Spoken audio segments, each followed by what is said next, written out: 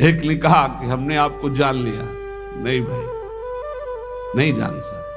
छाती से लगे रहो फिर भी नहीं जान पाओगे, छाती से लगोगे फिर भी नहीं जान पाओगे, वचन से लग जाओगे तो जान जाओगे, वाणी को पकड़ लो उसके अनुसार चल दो तो जान जाओगे, नहीं जान पाओगे। प्रभु के मन में निज को खोकर मन हो गया अमन मेरा, उठा असत आशा तृष्णा का ममता का सारा डेरा, अमना हो गया मन, कुछ नहीं चाहिए। जब बहुत बड़ी वस्तु मिल जाती है तो उसके पाने के बाद कुछ पाना बाकी नहीं रहता, उसके जानने के बाद कुछ जानना बाकी नहीं रहता। एक बार चित्त को लगाओ तो, एक बार प्रभु में लगाओ, फिर जब प्रभु तुम्हारे चित्त को स्वीकार कर लेंगे तो क्रीड़ा करते अब मन में स्वयं प्रीतम इच्छा अनुसार करते रहते नित उसमें, उससे वे अब स्वच्छंद विहार, अब मन रूपी भवन में हमारे प्रीतम स्वच्छंद विहार कर रहे हैं।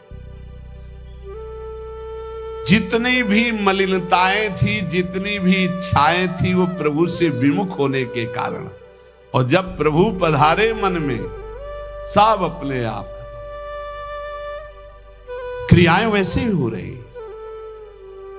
मेरा जो कुछ था सब ही पर हुआ, एक उनका अधिकार, वे ही अब सब कुछ बने, प्राण हृदय मन प्राणाधार। भगवत प्रेमी महात्मा के प्राण कौन? प्रभु। मन कौन? प्रभु। तो प्राणाधार कौन? प्रभु। हृदय कौन? प्रभु। स्वयं प्रभु बन जाते हैं।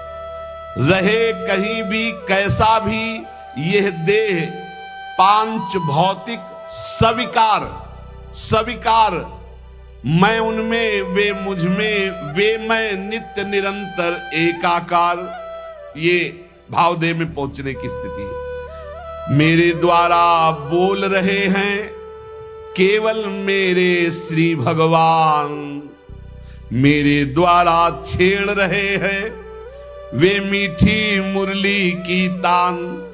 मेरे जीवन में अब तो एकमात्र उनका ही स्थान, अतः उन्हीं का होता मुझ में क्रिया नित्य क्षुद्र महान। क्रिया क्षुद्र हो या महान हो, वे उन्हीं भगवान से हो रही।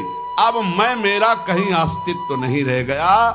इस स्थिति में भाव का प्रादुर्भाव हो जाता है और भाव देह की प्राप्ति हो जाती है। तो कह रहे इस लोक में आराध्य देव से भिन्न कहीं भी जिसकी ममता नहीं है, उसके लिए कोई संसार नहीं है, उसके लिए कोई प्राणी नहीं है, यहां तक कि अपना भी अस्तित्व नहीं रह गया। देखो साधना को समझिए, अपना भी अस्तित्व नहीं रह गया, तब वो नित्य दिव्य रास लीला का रहस्य उसके हृदय में स्वयं प्रकाशित हो जाता है। ये माया मुग्ध मानव अपनी बुद्धि लड़ाकर रास को समझना चाहे तो कदापि नहीं। कौन अधिकारी है? बोले जिसका इस लोक में कोई भी नहीं है, अपनी ममता कहीं नहीं है, जगत में पूरे ना कोई प्राणी पदार्थ में, यहां तक कि अपना भी अस्तित्व खो गया, वो रास का अधिकारी। इसीलिए कई बच्चा के पेट, बच्चा बन जाओ, आचार्य शरणागत हो जाओ, स्थिति वो प्रदान कर देंगे। हृदय में जब तक थोड़ी भी वासना का अंधकार है, वो इस रास के ज्ञान से आलोकित नहीं हो सकता है। जगत के विषयों से त्याग वैराग्य उपरति के अनंतर रसिक महापुरुष की विशिष्ट कृपा, तब वो रास रहस्य का ज्ञाता होता है। श्री श्यामा श्याम की किंचित कृपा से रहस्य प्रकाशित होता है। ये लोक लोक नहीं रह जाता, मृत्यु लोक नहीं रह जाता उसकी दृष्टि में, ये सब दिव्य वृंदावन हो जाता। कहीं भी हो रहे उसकी दृष्टि वृंदावन में ही रहती। उसका दिव्य रास लोक अलग अलौकिक उसके नेत्रों में छाया रहता है। हमारा हृदय तो वासना से ग्रस्त है, दिव्य लोक की बातों पर विश्वास ही नहीं है, पाप की तरफ ही आकर्षण है, यही सुख दिखाई दे रहा है, इस माइक जगत को ही सत्य मान रहे हैं। अरे अभी माइक जगत को त्याग करके योग माया के आवरण को भेद करके आगे बढ़ना। रास में जहां श्री श्यामा श्याम व्यवधान रहित अद्भुत रास रंग में मगन है, ये माया का आवरण और योग माया का आवरण हटे बिना वहां प्रवेश नहीं होता है। वहां का वस्त्र, वहां के शरीर, वहां के खेल सब व्यवधान रहित मायातीत, योग मायातीत दिव्य प्रेममय है। वस्त्र भी प्रेम के, वस्त्राभूषण भी प्रेममय। ये नित्य परिकर जो प्रिया प्रीतम का है, इसी के आश्रय से इस परिकर में प्रवेश होता है। ये जो सखियां आई, श्री स्वामी हरिदास जी महाराज, ललिता सखी जी, श्री हरिवंश महाप्रभु हित सजनी जी, ये जो नित्य परिकर है किशोरी किशोर का, इन्हीं की कृपा से इधर सोच बढ़ती नहीं, कल्पना भी नहीं कर सकते आप। संभाव्योपि विरंचि नारद शिवो स्वयं भुवाद्यैर नया। इतना आवरण माया का है, इसी को भेद पाना बड़ा कठिन है। देखो उस दिन कह रहे थे काल के भी महाकाल जिनकी सेवा में रहते हैं, यहां लिखा है जहां काल के भी महाकाल नित्य कालातीत प्रभु दैन्य भाव लिए हुए विराजमान हैं। दैन्य भाव। यद्यपि सकल लोक चूड़ामणि दीनपन पो माने, प्रीति की रीति रंगीलो ही जाने। इस खेल में, प्रेम पथ में, रास रस में, माया की गोद में बैठ करके और इसको समझना चाहे असंभव।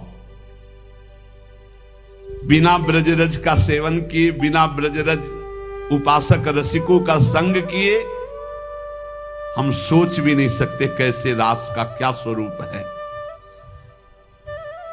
जब किसी रसिक महापुरुष का आलिंगन प्राप्त हो, आलिंगन का तात्पर्य तुरंत बाहरी भाव में आता है कि वो हमको गले से लगा ले, लेकिन यहां इस आलिंगन की बात नहीं कह रही, तदात्म की बात। आप में समा गए, कोई रसिक महापुरुष आप पर कृपा करे और हृदय से आपके हृदय का आलिंगन कर ले, और आप पूर्ण त्रिभुवन में काम विजयी हो जाएं।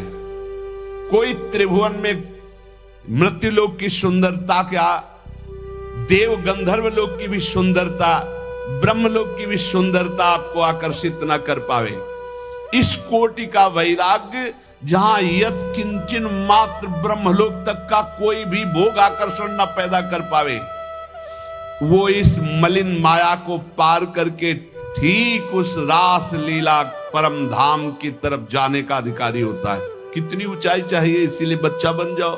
बहुत ऊंचे नहीं बन पाओगे, बच्चा बन जाओ। साधारण मानव समाज अपने धर्म में तो चल नहीं पा रहा, वर्णाश्रम धर्म की तो बात ही दूर हो गई, वैदिक सिद्धांतों तक तो पहुंच ही नहीं हो रही है। धर्म का जब तक पालन नहीं, तब तक पाप वासना भ्रष्ट किए हुए कैसे कोई समझेगा प्रिया प्रीतम की बात। इसीलिए बड़े भाग्यशाली हैं अपने लोग जो प्रिया प्रीतम की बात कथन, ये सब महामहिम बातें ये सुनने को नहीं मिलेंगी, नहीं मिलेगी। आजकल श्रवण कथन का स्वरूप ही बदलता चला जा रहा है, एक उपहास, एक मनोरंजन, एक ऐसा। ये जो मायाकृत है, कैसे जानेंगे रास, कैसे जानेंगे भगवान की प्रेम विलास को। अरे भक्त तो धर्म राज्य, वैदिक सिद्धांत राज्य, यहां तक कि मोक्ष पदवी से ऊपर उठा हुआ प्रेम राज्य में जब पहुंचता, तब यह दिखाई देता है रास क्या है, राधा कृष्ण का स्वरूप क्या है। भावलीला में मानवीय कर्म चेष्टा का प्रवेश ही नहीं है। ये मानव जगत आदर्श के शिखर तक मानव कर्म पहुंचते हैं, रासलीला में नहीं। ये रासलीला भावलीला है, ये भावदेह से होती है। जैसे ब्रज में जो रास हुई, जब भगवान श्री कृष्ण की बंसी बजी तो सब गोपियां भगवान श्री कृष्ण के समीप पहुंची तो हर गोपी अपने पति के पास सोई हुई थी, जहां जो जैसी थी व्यवस्था में। शरीर से एक भी गोपी नहीं गई। पूज्य महाराज भाई जी महाराज कह रहे गोपी अपने अपने पति पुत्रों के पास थी। मानव देह मानव के पास था और भाव देह चिदानंद में दिव्य रूप से वो भगवान के समीप गई, रास में सम्मिलित हुई। ये स्थूल सूक्ष्म कारण देह नहीं थे, भाव देह चिदानंद में स्थिति गोपी की। चिन्मय देह भाव देह में दिव्य अलौकिकता होती, उसमें स्त्री पुरुष के चिन्ह ये सब भाव नहीं होते। इस माया देह को वहीं छोड़ दिया था अपने अपने घरों में और सब भाव देह से पहुंची हुई थी। पूज्य भाई जी महाराज इसमें आत्माराम श्री कृष्ण का आलिंगन आत्मा से होता, देह से नहीं। वो आत्मदेह स्वरूपा गोपांगनाएं थी। इसलिए प्रभु को जो रास विलास में तो कहा स्व प्रतिबिंब विभ्रमा, जैसे बालक अपने प्रतिबिंब से खेलता है, अर्थात सब श्री कृष्णमयी चिदानंद देहधारी गोपियां थी, कोई लौकिक स्त्रियां नहीं थी। जब ब्रज रास को ही नहीं समझ पा रहे हैं तो नवनिभृत निकुंज का रास ये भावुक जनों का विषय है, ये कल्पना का लोक नहीं है, ये परात्पर प्रेम का दिव्य लोक है।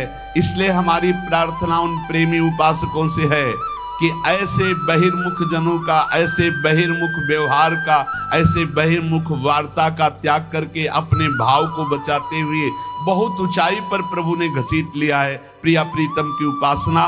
तो सिर्फ श्यामा श्याम का नाम, श्यामा श्याम की रूप, श्यामा श्याम की लीला, श्यामा श्याम के गुणों का गायन करते हुए संसार की लोक परलोक की कोई परवाह न करते हुए, किसी की समालोचना का ये विषय नहीं, ये अपने हृदय के भाव